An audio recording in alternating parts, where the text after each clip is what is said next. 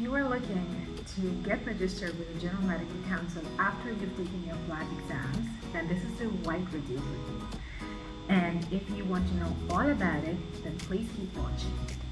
And those who don't know me, or this is the first video that you are watching, just let me tell you a bit about myself.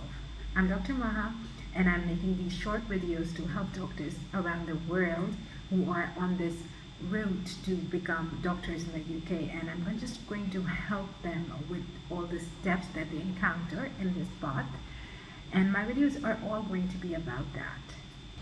So before starting this video, I'm just going to give you a teeny tiny bit of information that I am making this video based upon my personal experience and the things which I have figured out by asking around from my colleagues and seniors. Which means that this video is not being made on behalf of General Medical Council or any other council. So if you have any questions which you need to ask in particular to your case, then please feel free to email them about it. They are very helpful in this matter, and they have helped me a lot and given me a lot of advices as well. So I'd advise you the same as well.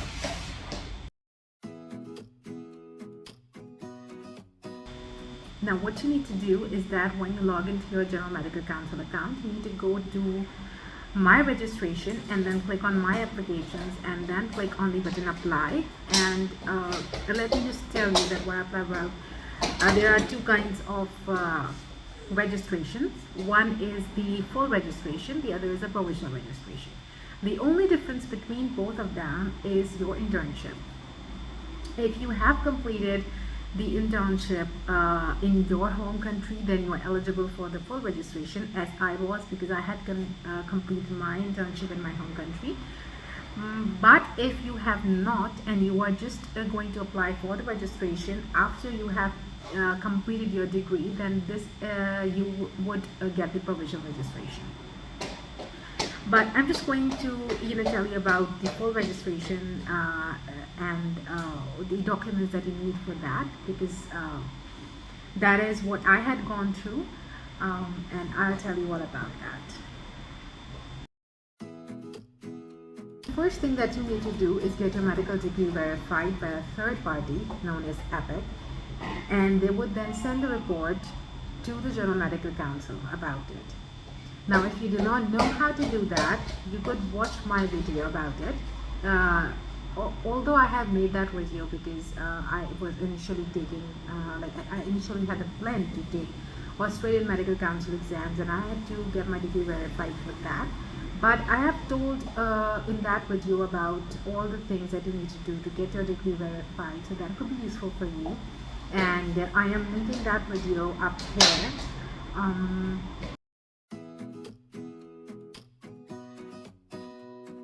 So after the EPIC details, they are going to ask you about your internship details, like in which specialty have you done, and you would then also need to send them the document which would mention your internship experience, and that you could easily get after the end of your internship from your hospital.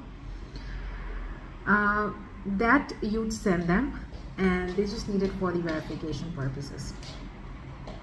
So just mention all the internship experience that you have, and here I'm just going to list their criteria as well, that what they require, and because you need to know that before starting your internship, so that you would do your internship and get experience in the following specialties.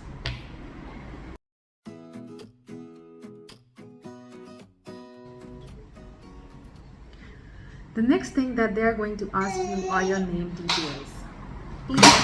Please fill this carefully, and I cannot emphasize it enough, because otherwise it would create problems for you in the future. Write your name according to your passport. Whatever is mentioned on your passport and whatever is mentioned on your medical degree should normally be the same. And please mention that, and if you have any confusion regarding it, or if there is any changes in your name, then please email GMC about that, and they will guide you regarding it. The next thing that they're going to ask you is your recent professional experience, and you need to be very honest about it. whatever you were doing in your previous 5 years, you need to tell them that. Whether you were unemployed, or whether you were doing any course, whether you were taking any kind of exam, whether you were taking care of the family member, whatever you were doing, or you were doing your, or you were, you were employed and getting experience, whatever it is, you need to be very truthful about it. Like if you ask me, I mentioned that I was taking care of my daughter. I also mentioned that I was taking PLAB exams and the time that it took me to take my exams, because I was out of the I was on leaves from my job during that time, and I'll mention about my maternity leaves as well.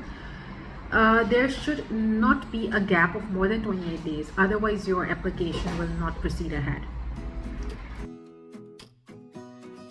After that, they are going to ask you about your registration, like the council with which you are registered with. I was registered in my home country, so I mentioned the council in my home country.